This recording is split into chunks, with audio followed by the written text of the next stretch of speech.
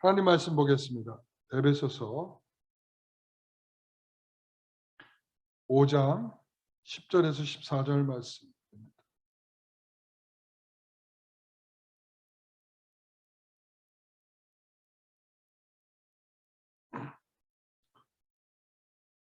제가 봉독합니다. 주를 기쁘시게 할 것이 무엇인가 시험하여 보라. 너희는 열매 없는 어둠의 일에 참여하지 말고 도리어 책망하라. 그들이 은밀히 행하는 것들은 말하기도 부끄러운 것들이라. 그러나 책망을 받는 모든 것은 빛으로 말미암아 드러나나니 드러나는 것마다 빛이니라.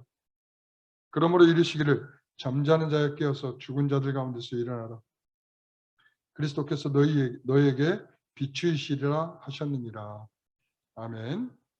빛의 자녀들처럼 행하라 라는 제목으로 말씀을 나누겠습니다. 잠깐 물 좀 마시겠습니다.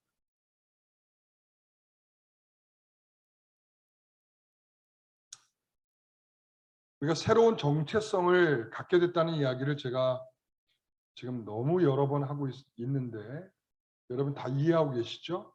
우리가 새로운 정체성 어떤 것들이 있죠? 새 사람이 되었다. 새 사람의 옷을 입은 자들이다. 그리고 하나님을 본받는 자다. 빛이다. 빛의 자녀다. 여러분 귀에 못이 박힐 지경으로 지금 제가 여러분들한테 말씀드리고 있는데 여러분 그렇게 우리는 신분이 바뀌었다는 것을 이해하셔야 됩니다. 신분이 바뀌었다. 신분이 바뀌었다는 것은 거기에 걸맞는 삶을 살아야 된다라는 이 말을 하고 있는 거예요. 사도 바울은 지금 장황하게 설명을 하고 있지만 네가 하나님의 새로운 신분을 얻은 자라면 그 신분에 알맞게 살아가라.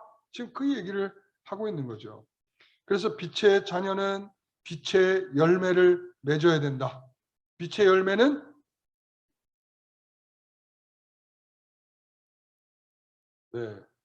착함과 의로움과 진실함이죠. 여러분 지난 한 주간 동안에 식사 다 하셨죠? 세 끼 다 드셨죠? 그럼 3번씩 다 하셨겠죠? 밥은 먹는 건 생각나도 이거 외우라고 한 거는 잘 안 생각날 수도 있죠. 그만큼 신앙이 습관이 돼서 생활하는 것은 쉽지 않은 거예요. 여러분 이 습관이라고 하는 것은 뭐냐면 우리가 의식을 하는 거예요. 의식. 우리가 하나님을 믿는다.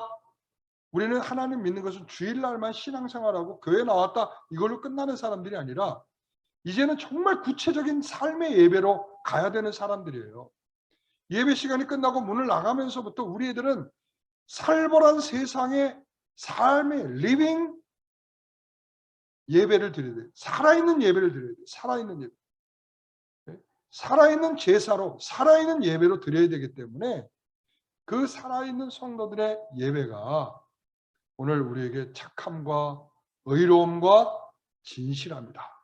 여러분 이것을 기억하면서 오늘 이 말씀을 이어서 사도 바울은 3가지를 우리에게 권면해 주고 있습니다.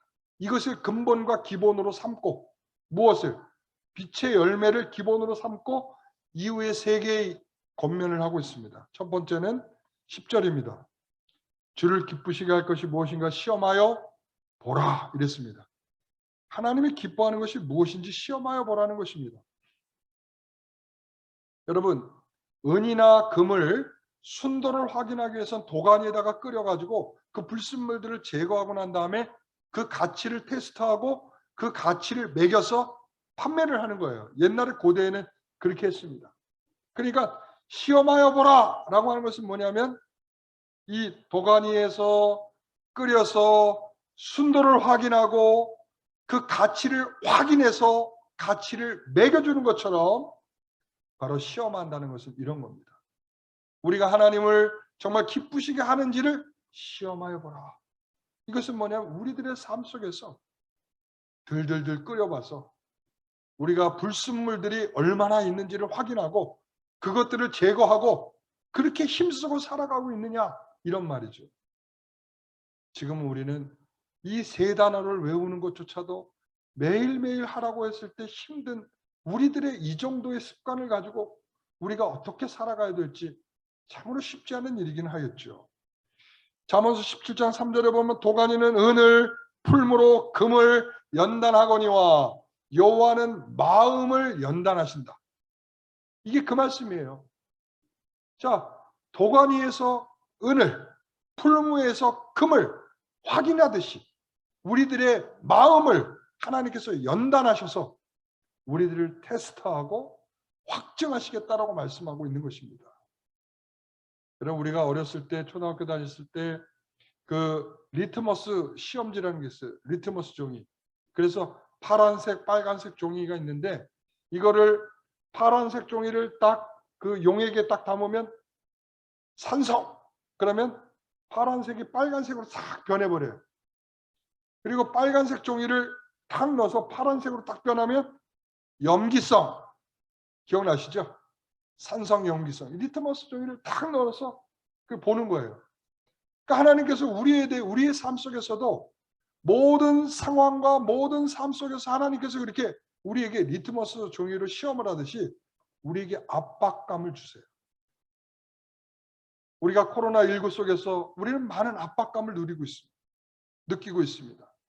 우리가 직장에서 사람을 만나는데, 우리가 공부하는데, 여러 가지 일들 속에서 우리는 돈으로도 압박감을 당하고, 또한 몸이 아파서 압박감도 당하고, 여러 가지 위기 속에서 압박감을 당합니다. 그때 우리는 어떤 반응으로 색깔이 변할까요? 산성입니까? 염기성입니까? 우리는 착함과 의로움과 진실함으로 우리는 그 가운데서 변화해야 될 줄 믿습니다. 우리는 그걸로 확인돼야 될 사람이에요.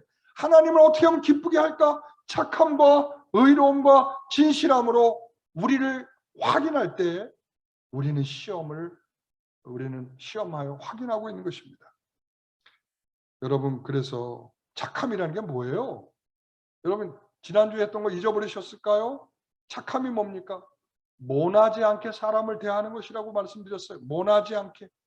여러분, 의로움이 뭐라고 그랬어요? 세상의 틀과 우리가 가지고 있는 생각이 충돌하게 될 텐데 하나님의 생각으로 세상에서 그 틀을 밀어내고 살아가는 것을 의로움이라고 했습니다. 진실함이 뭐라고 그랬죠? 겉과 속이 다르지 않은 것이라. 겉과 속이 다르지 않은 것.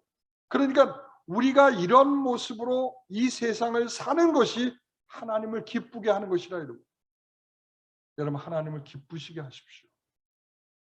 로마서 12장 2절에 보면 마음을 새롭게 함으로 변화를 받아 하나님이 선하시고 기뻐하시고 온전하신 뜻이 무엇인지를 분별할 수 있다라고 말했어요. 마음이 변화를 받아야 돼요. 마음이 변화를 받지 않고 우리가 그거를 진정으로 분별할 수 없어요. 여러분, 마음이 여전히 악한데 그 악한 마음에서 나온 건 뭐겠습니까? 더러움과, 그죠? 추한 것입니다. 악함이 나오는 것입니다. 그런 마음이 변해야 착함과 의로움과 진실한 우리들의 삶의 모습이 되지 않겠습니까? 우리는 알고 있다고 말합니다. 아유, 그거 알고 있어. 하나님 말씀 알아. 아는데 아는 것만큼 안 돼. 여러분, 이 에베소에 있는 성도들도 그랬습니다. 하나님의 말씀을 실현하기 위해서는 굉장히 넘어야 할 장애들이 있습니다. 뭐냐? 가족이에요. 가족이고 또 사회예요. 지금 아프가니스탄이 얼마나 힘듭니까? 제가 좀 전에 광고했듯이 그들 가운데서는 지금 이거 뺑뺑 여자들 같은 경우에 이거 뭐 얼굴 눈만 내놓고 다니지 않으면은 어떻게 되죠? 총으로 쏴 죽입니다. 그런데 지금 그리스도인들이 나 교회 다닌다, 나 예수 믿는다, 나 기도하고 있다, 이러면 어떻게 될까요? 어떻게 되겠습니까? 다 죽여요. 그거 살려두겠습니까? 모슬렘의 적인데 자신들의 극단의 모슬렘주의자들이 이 총을 들고 통치하고 있는데 거기다 대고 나 예수 믿어. 쉽지 않아요. 지금 그들이 살아가고 있는 이 사회는요, 성적 부도덕함이 완전히 온통 다 퍼져 있는 거예요. 가정 안에서도 그렇고 그리고 사회 안에서도 그렇고 그런 가운데서 하나님을 신뢰하는 자로 자신을 지키며 빛의 열매를 맺으며 살아간다는 것은 쉽지 않아요. 그러니까 이들이 말합니다. 어쩔 수 없습니다. 우리 가정이 이렇고요. 우리 사회가 이런데 전 어쩔 수 없죠. 제가 여기서 살아가려고 하면 어쩔 수 없습니다. 어쩔 수 없습니다. 우리가 아는 것으로 믿는 것으로 살지 못하는 거 충분한 변명이 이렇게 말하면 됩니까? 어쩔 수 없었습니다. 여러분들도 그런 말 많이 하잖아요. 어쩔 수 없었다. 그런데 하나님께서 은은 도가니에 금은 풀무에 연단하여 그 불순물이 있는지 없는지를 확인하듯이 우리가 참으로 빛의 열매를 맺고 있는지 우리의 마음을 연단하실 것입니다. 사랑하는 성도 여러분, 어쩔 수 없었다는 말은 우리에게 좋은 핑계거리는 아닙니다. 제가 사람으로서는 이해해 드릴 수 있습니다. 제가 목사로서 여러분들이 그런 말 어쩔 수 없었습니다, 목사님 하면 제가 사람으로서는 이해해 드릴 수 있습니다. 그러나 하나님의 말씀을 맡은 자로서는 이해가 안 됩니다. 아무리 여러분들이 심정으로 충분히 이해될 만한 일이어도 여러분들이 어두움 가운데 거하는 것을 어쩔 수 없습니다라고 말한다면 저는 목사로서는 이해할 수 없을 것입니다. 그래서 우리는 정말 하나님을 기쁘게 하기 위해 삶을 살고 있는지를 시험해 보셔야 합니다. 우리는 분별하여 주님께서 받아들일 수 있는 방식 정도로 살고 있는지를 스스로를 살펴보셔야 됩니다. 바울은 고린도 교회 성도들에게 말합니다. 우리가 몸으로 살든지 떠나든지 주를 기쁘시게 하기 위해서 힘쓰라고 말합니다. 살든지 죽든지 말이죠. 우리가 살아있으나 떠나있으나 정말 주를 위해서 사는, 하나님이 기뻐하시는 것이 무엇인지를 위해 사는, 저는 우리 성도들이 그런 마음을 갖기를 원합니다. 제가 여러분들도 지난주에 내준 그 숙제는 여러분들이 고달프게 하기 위한 것이 아니라 습관을 위한 것입니다.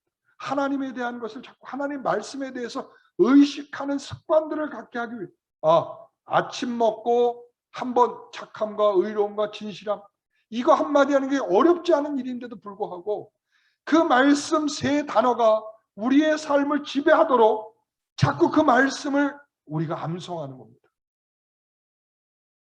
여러분, 이게 우리의 삶에 얼마나 필요한 내용인지 몰라요. 우리가 그것은 우리가 정말 그렇게 살고 있는지를 묻는 거예요. 착함과 의로움과 진실함으로 살고 있니? 라고 묻고 있는 거예요. 네가 밥을 먹었지? 너가 정말 그런 마음으로 밥을 먹었니? 네가 지금 일하고 있지? 그런 마음으로 밥을 먹고 있니?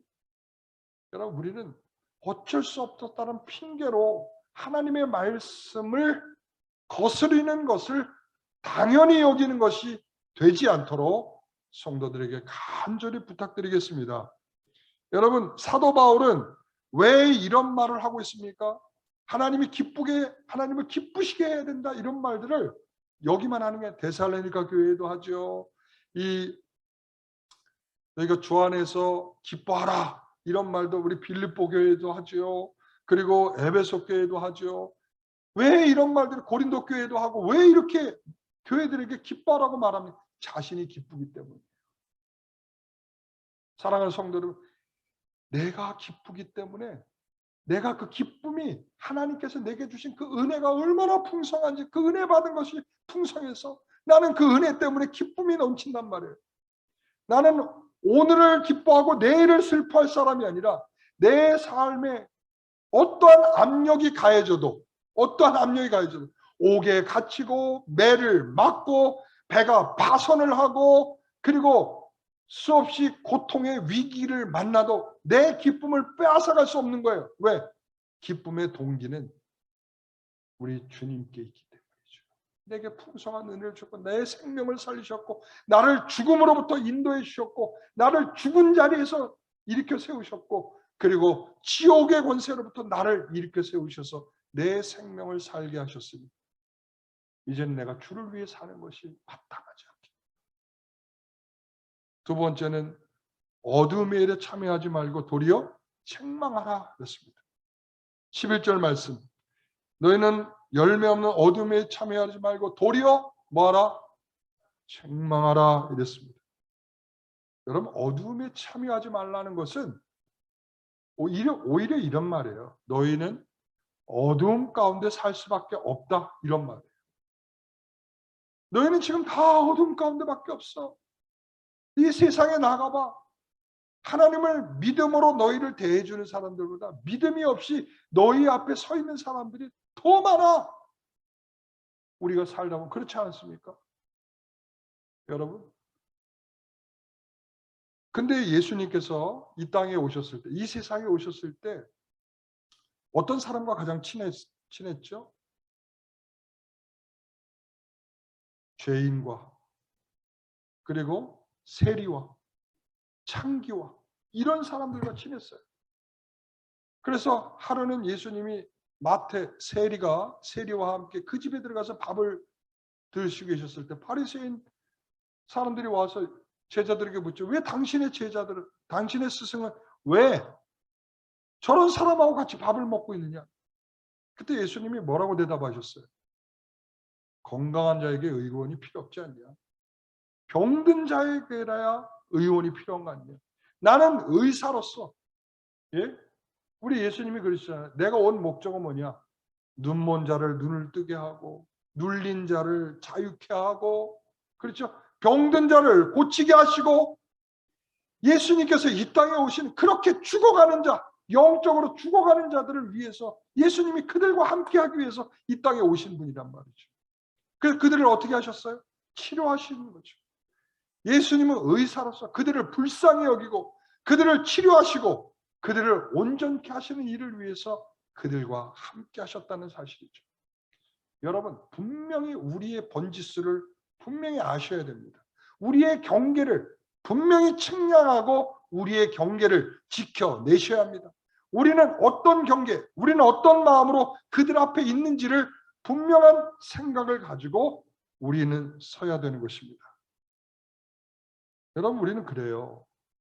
우리는 그런데 그 경계가 얼마나 많이 무너져 있는지 몰라요. 우리가 정말 그렇죠. 이 어둠에 참여하지 말라라고 말하지만 우리는 이미 우리도 모르는 사이에 어둠 가운데 있어요. 제가 예를 들면 이런 거죠. 여러분, 세상에 얼마나 여러분 악한 범죄들이 많아집니까? 흉악한 범죄들, 사람을 죽여도 보통 죽이는 게 아니고 정말 심각하게 사람을 죽이죠. 그런데 우리가 갖는 생각은 뭐냐면 그렇게 흉악한 범죄가 많다 보니까 작은 범죄를 우습게 여겨요.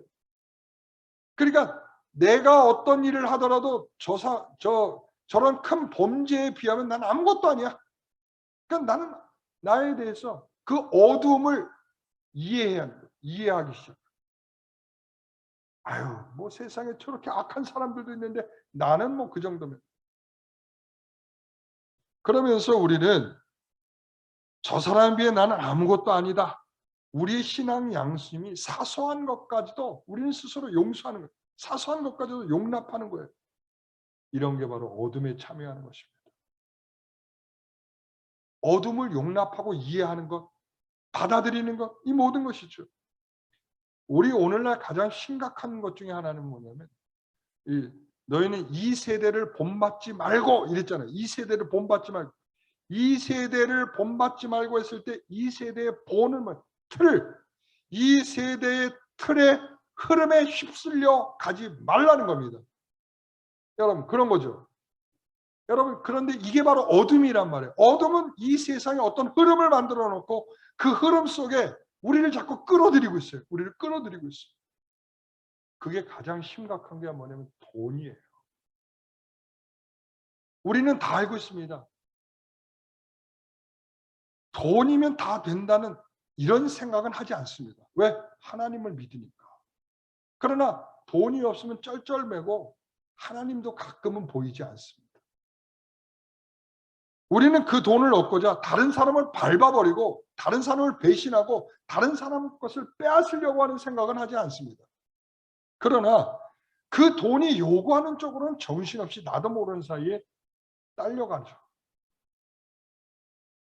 여러분, 테슬라 대표가 누구죠? 일론 머스크죠. 일론 머스크가 한마디 하니까 세상이 그냥 막 출렁출렁 움직이더라고요.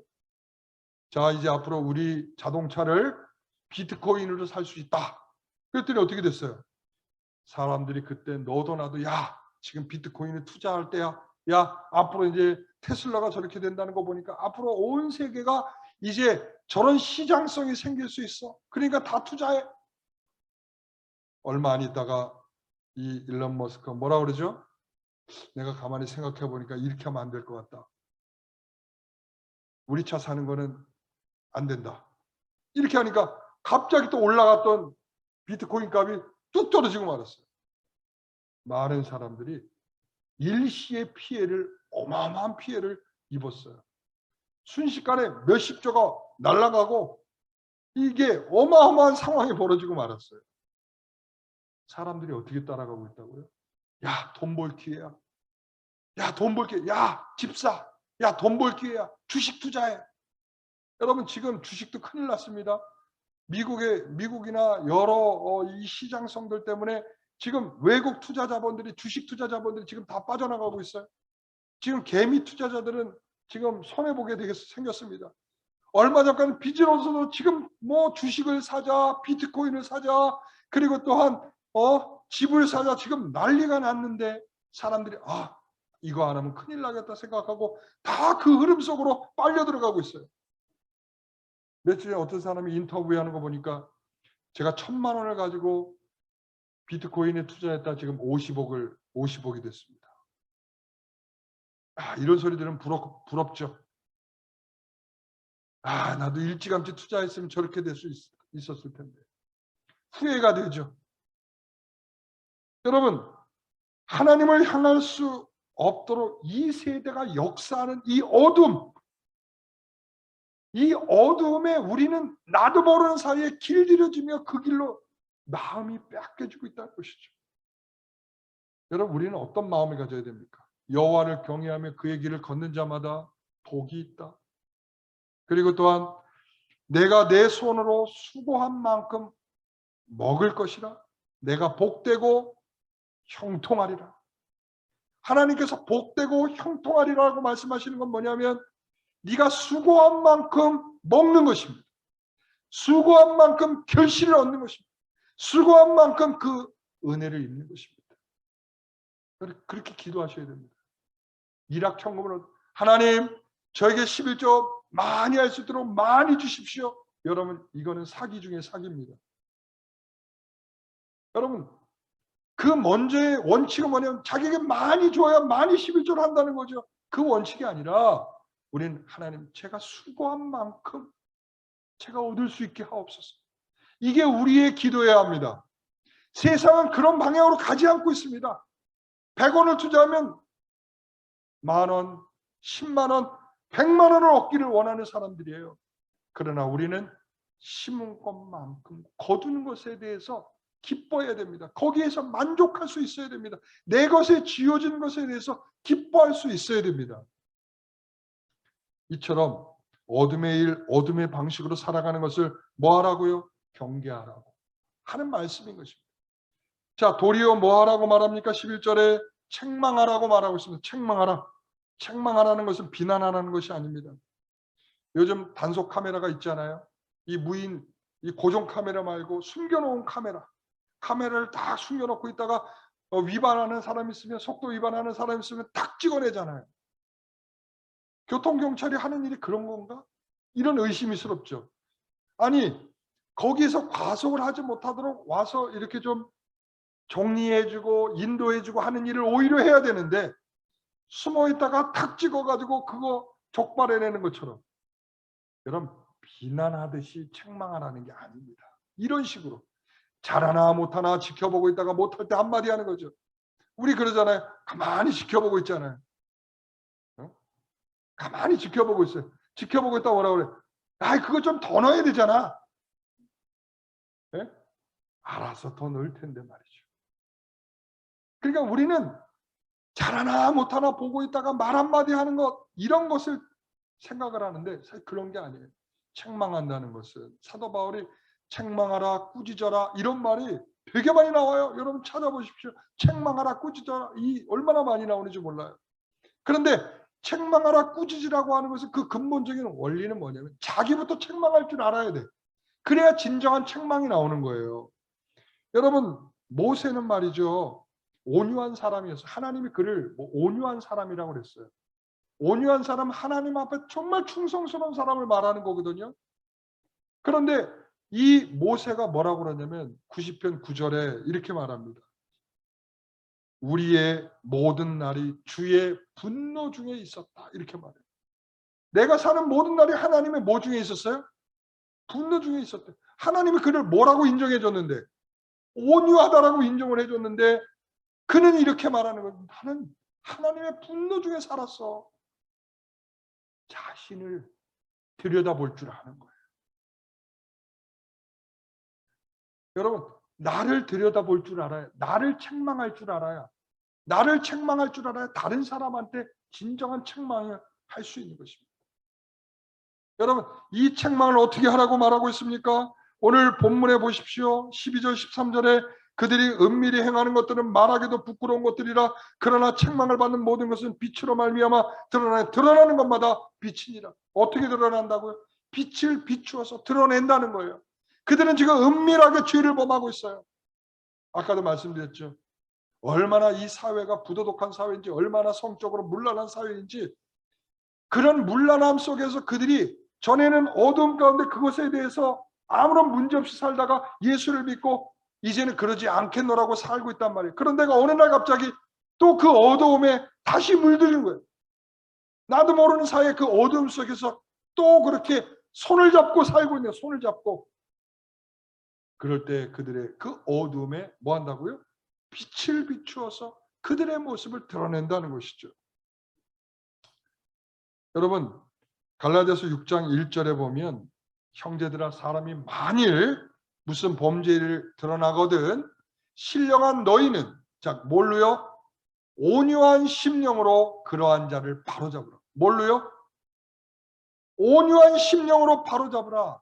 그리고 너 자신을 살펴보아 너도 시험을 받을까 두려워하라. 여러분, 이 책망을 하되요 먼저 온유한 마음으로 해야 돼. 하나님의 뜻으로, 하나님의 사랑으로. 우리 주님께서 이 땅에 오셔서 우리에게 어떻게 하셨습니까? 어떻게 하셨죠? 저들이 하는 죄를 모르고 있습니다. 저들의 죄를 용서해 달라는 것. 사랑이죠. 용서죠. 기다림이죠. 관용이죠. 겸손이시죠. 그러니까 그런 마음으로 어떻게 했다는 거예요? 사람들을 섬기고 그들에게 빛이 되어 주셨습니다. 그들에게 그런 방식으로 빛이 되어 줬습니다. 우리는 어떻게 빛이 되어야 됩니까? 착함과 의로움과 진실함으로 우리가 그들에게 빛이 되어줘야 됩니다. 그렇기 때문에 자기를 먼저 책망할 줄 알아요. 자기를. 그냥 뭐라고 그랬어요? 너 자신을 살펴보아 너도 시험을 받을까 두려워하라. 너 자신을 살펴보라는 거예요. 너 자신을. 어둠을 폭로하는 것은 빛입니다. 빛의 역할은 그 어둠을 드러내는 것입니다. 그 빛은 우리가 그 빛을 통하여 성도들에게 여러분 이런 거예요. 우리가 말로 하지 않아도 우리가 빛의 열매로 살아가면 그들에게 그것이 뭐가 되겠습니까? 책망이 되는 거예요. 너는 왜 그렇게 살지 못하냐를 그 사람을 통해서 말하지 않더라도 그 사람의 모습이 나에게 그렇게 들려지는 거예요. 너는 왜 그렇게 살지 못하냐? 다른 사람도 다 지금 힘들어. 에베소 교회 모든 사람들 다 똑같아. 너희하고 똑같아. 그런데 다른 사람들은 그렇게 정말 착하고 의로움과 진실함으로 살고 있는데 그 모습을 본다면 자기에게 책망이 될 것입니다. 그러므로 신자가 신자에게 어떻게 빛을 비출 수 있는가를 우리는 잘 생각하셔야 될 것입니다. 자, 뭐라고 했습니까? 빛의 어둠에 참여하지 말고 뭐하라? 도리어 책망하라 했습니다. 빛을 통하여 드러내는 책망을 해야 합니다. 빛의 열매를 통하여 드러내는 책망을 해야 합니다. 결론입니다. 14절의 말씀 같이 읽어봅니다. 그러므로 이르시기를 잠자는 자여 깨어서 죽은 자들 가운데서 일어나라. 그리스도께서 너에게 비추이시리라 하셨느니라. 잠자는 자여 죽은 자 가운데서 일어나라. 첫 번째는 우리가 첫 번째 뭐였죠? 시험하여 보라. 두 번째는 뭐라고 그랬죠? 책망하라. 참여하지 말고 책망하라. 세 번째는 뭐죠? 일어나라. 일어나랍니다. 여러분, 이것은 찬양입니다. 사도 바울이 이것은 이사야서 26장 19절의 말씀을 찬양하고 있는 것입니다. 여기서도 그랬거든요. 이스라엘아 이 노래를 부르라 이랬거든요. 26장 1절에 보면 이스라엘아 이 노래를 부르라. 그러면서 19절까지 이 말을 하는 거예요.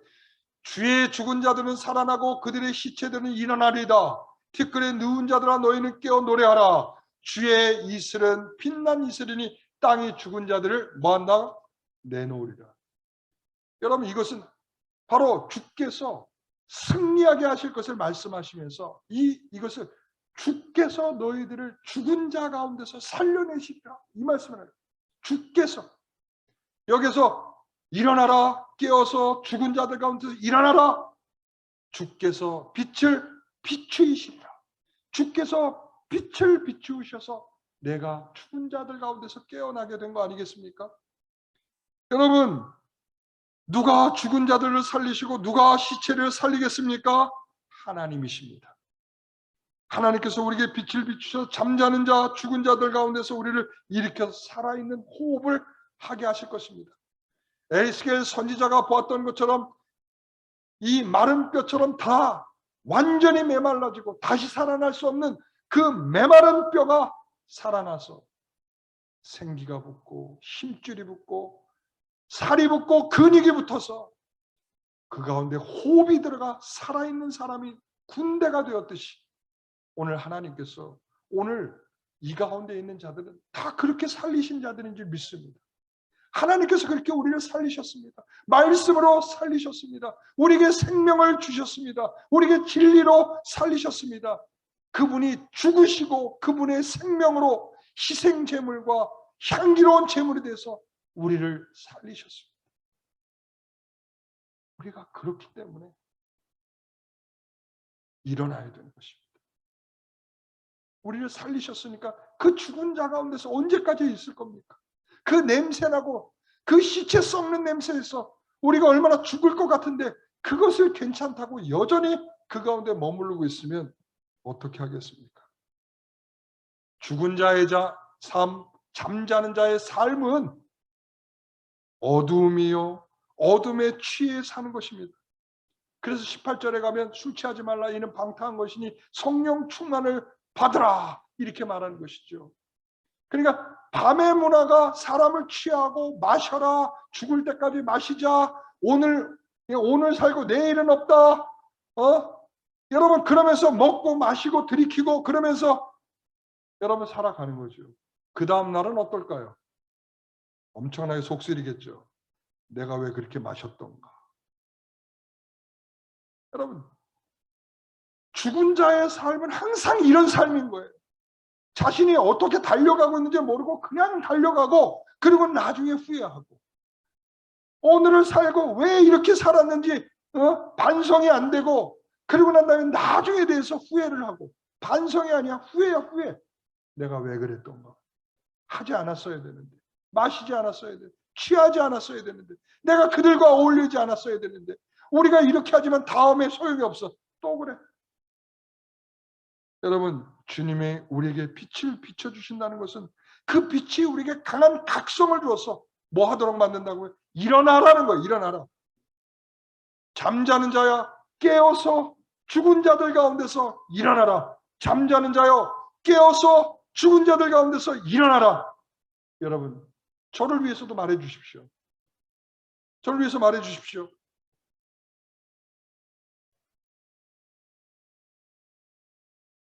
여러분 제가 일어나겠습니까? 그 소리 듣고?